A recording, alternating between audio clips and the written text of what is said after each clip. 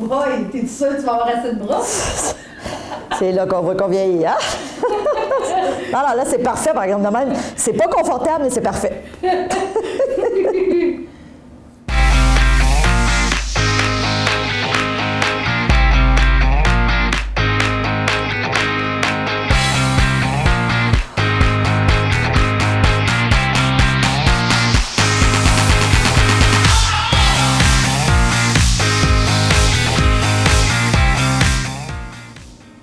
Bonjour et bienvenue à Mastef TV, votre télé inspirante. J'espère que vous allez bien. Alors, je me présente, je suis Stéphanie Milot et vous le savez, je me suis donné une mission, c'est d'inspirer 10 millions de personnes au cours de la prochaine décennie à avoir une vie extraordinaire, une vie à la hauteur de leurs attentes. Donc, merci d'être là. Et aujourd'hui, je vous parle d'un livre que je viens de terminer, qui est un livre tellement exhaustif, qui parle de la vie intégrale. Qu'est-ce que la vie intégrale? Vivre 100 ans en santé et heureux. Donc, évidemment, on a fait récemment une chronique sur jeunes et centenaires que vous avez peut-être vu. Dans ce livre-là, il y a 4 co-auteurs, donc Christine Michaud, que vous connaissez peut-être, qui est une de mes collègues, mais aussi le docteur Éric Dupont, la docteure Diane Bilodeau et le docteur Christian Fortin. Alors, c'est un livre qui regorge, évidemment, d'informations. Il y a énormément de recherches qui ont été faites. Et aujourd'hui, j'avais envie de vous partager 6 clés. Évidemment, à la fin du livre, on retrouve 101 clés qui permettent justement de vivre selon les principes de la vie intégrale. Aujourd'hui, j'en partage 6 avec vous. Donc, si vous êtes prêts et prêtes, je vous propose d'y aller. Donc, premièrement, éliminez de votre alimentation les produits transformés. Puis, vous savez, on en parle souvent. On le sait.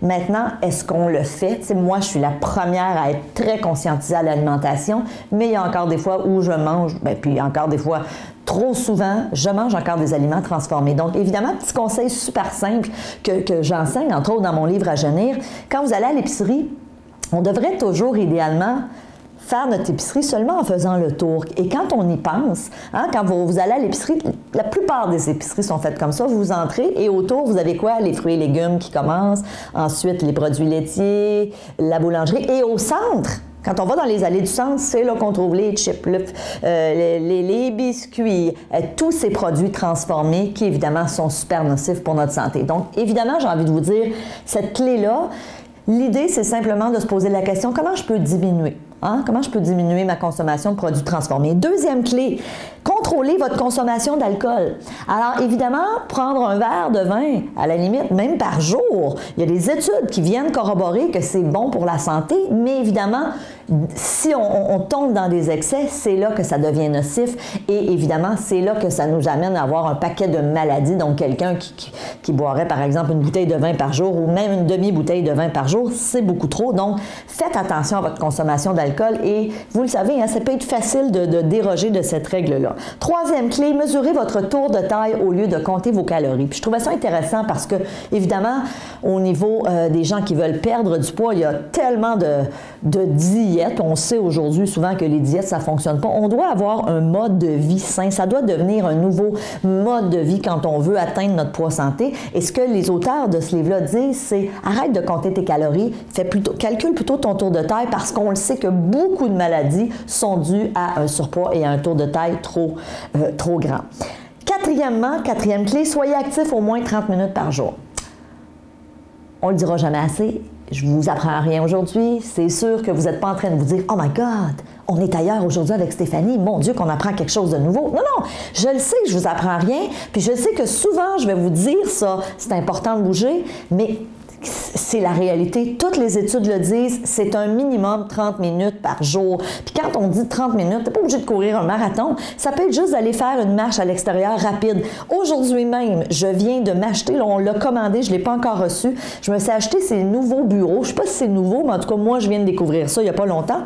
Alors, c'est un bureau avec un tapis roulant intégré. Fait que Stéphanie, à partir de dans quelques jours, quand je vais le recevoir, je vais faire mes emails. Donc, quand vous allez m'écrire, je vais vous répondre, mais je vais marcher. Alors, évidemment, on ne court pas. On peut marcher à 2 km/h à peu près pour justement être en mesure d'écrire 2,5. Je l'ai testé. Mais ceci dit, ça nous permet de rester actifs. Donc, évidemment, éviter la sédentarité le plus possible. Toutes les études le prouvent. Les gens qui vivent vieux et en santé ou qui justement ont une meilleure espérance de vie vie, c'est des gens qui ont été actifs. Et évidemment, c'est pas parce que vous ne l'êtes pas en ce moment que vous ne pouvez pas le devenir. Ça aussi, il faut faire attention à ça. Cinquièmement, dormez suffisamment, mais pas trop. Alors, je trouve ça intéressant parce que j'ai souvent fait des chroniques sur le sommeil. J'ai déjà reçu, d'ailleurs, des spécialistes du sommeil, dont Nicole Gratton, que vous connaissez peut-être. Et effectivement, c'est très relatif. Pour chacun d'entre nous, il y a des gens qui vont dormir 6h30 par nuit puis qui vont dire « Moi, je me sens super top shape, j'ai pas besoin de plus que ça. » Puis il y en a qui vont dormir 9 heures puis qui vont dire « Oh mon Dieu, il me semble que c'est pas assez. » Donc, évidemment, le truc que Nicole Gratton m'a donné un jour en entrevue, elle disait « L'élément pour savoir si tu es reposé, c'est qu'au réveil, idéalement, on devrait se réveiller sans cadran. » C'est dans un monde idéal, puis je sais que c'est pas toujours réaliste pour tout le monde. Si vous travaillez tôt, il y a des gens, surtout si vous êtes plutôt un hibou, donc des gens qui sont plutôt portés à se coucher tard, ça peut être difficile de vous lever naturellement. Ceci dit, Nicole Gratton disait, quand tu te réveilles, si tu te sens reposé et que tu n'es plus fatigué, c'est que tu as suffisamment dormi.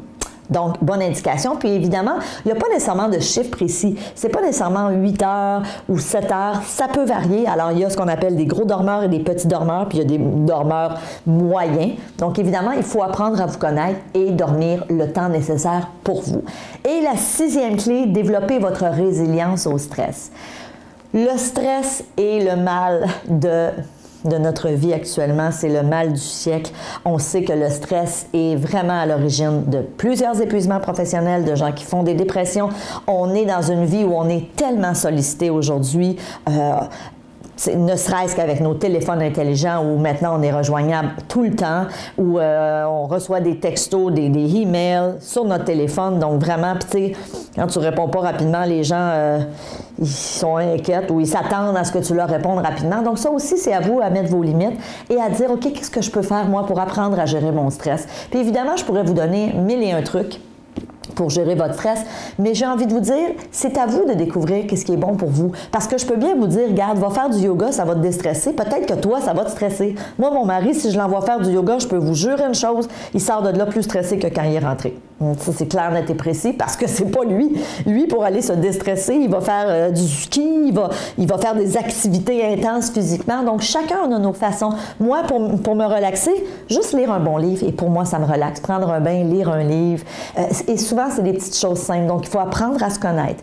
Évidemment, il y a aussi des stratégies pour diminuer drastiquement notre courbe de stress. Donc, vous le savez peut-être, mais moi, j'ai étudié une approche qui s'appelle l'approche émotivo-rationnelle, qui est une approche cognitive comportementale qui nous permet justement au quotidien, au-delà des outils qu'on peut mettre en place dans notre vie pour gérer notre stress, que ce soit la méditation, que ce soit de faire de la cohérence cardiaque, que ce soit par le sport pour certains. Donc, au-delà de ça, que ce soit d'apprendre à bien gérer notre temps, à gérer l'urgent et l'important et à distinguer ce qui est vraiment urgent de ce qui ne l'est pas. Donc, tout ça, hein, c'est des éléments qui nous permettent de gérer notre stress. Mais au-delà de ça, ce que je vous propose, si vous êtes membre premium, je vous invite tout de suite à aller voir cette entrevue-là que j'ai réalisée et dans laquelle je vais vous expliquer c'est quoi les phrases que tu peux te dire lorsque tu vis du stress. Les questions, à vrai dire, que vous pouvez vous poser pour instantanément diminuer drastiquement votre courbe de stress. Et comme je le dis souvent en conférence, avec l'aide de ces questions-là, si tu es stressé, par exemple, à une intensité de 10 sur 10, tu ne vas pas nécessairement te retrouver à 0. Ton stress ne tombera pas complètement. Mais si on passe d'une intensité de 10 sur 10 à, par exemple, 4 sur 10 ou 5 sur 10, déjà, j'ai fait un bon bout de chemin et ensuite, je peux m'aider avec d'autres stratégies. Mais l'idée, c'est que je le dis souvent, on est le boss de notre tête. C'est nous qui décidons de laisser certaines choses nous stresser et souvent, c'est nos perceptions. La preuve, 2 personnes vont vivre des trucs similaires et il y en a une qui va être hyper stressée et l'autre ne le sera pas du tout parce qu'ils n'auront pas le même discours intérieur. Donc, évidemment, pour les membres premium, manquez pas cette entrevue-là dans laquelle, justement, je vous donne des outils pour drastiquement diminuer votre stress. Si vous n'êtes pas membre premium, je vous le dis, il y a tellement d'avantages. Si vous devenez membre premium, évidemment, vous allez avoir accès à du contenu vraiment wow pendant toute l'année. Donc, toutes mes longues entrevues, que ce soit avec des invités ou quand je vous donne plus de contenu, c'est exclusif, c'est juste pour mes membres. On prend un temps fou à vous faire ça, à vous préparer ça. Je le fais avec tout mon cœur. J'ai des heures et des heures de recherche, donc vous allez avoir accès à ça, c'est un privilège. Et évidemment, on vous offre aussi un audio, l'ADN du leader, et aussi un billet pour un événement qu'on offre une fois par année. pour venir me rencontrer en personne. Ce serait le fun de se voir en personne, qui s'appelle la soirée Destination Abondance. Donc, évidemment, avant de terminer, j'ai envie de vous dire merci de votre confiance. Si vous aimez ce que je fais, s'il vous plaît, parlez-en. Partagez mes petites chroniques. Dites, hey, ma belle-sœur, tu aurais besoin d'écouter ça aujourd'hui, là, la vie intégrale avec Stéphanie. Donc, et évidemment, je vous invite à aller chercher ce livre-là de ma bonne collègue Christine Michaud et de ses autres co-auteurs. Donc, La vie intégrale, vivre 100 ans et en santé et heureux. Alors, d'ici là, je vous dis à la prochaine. Je vous souhaite le meilleur et on se dit à très bientôt. Salut!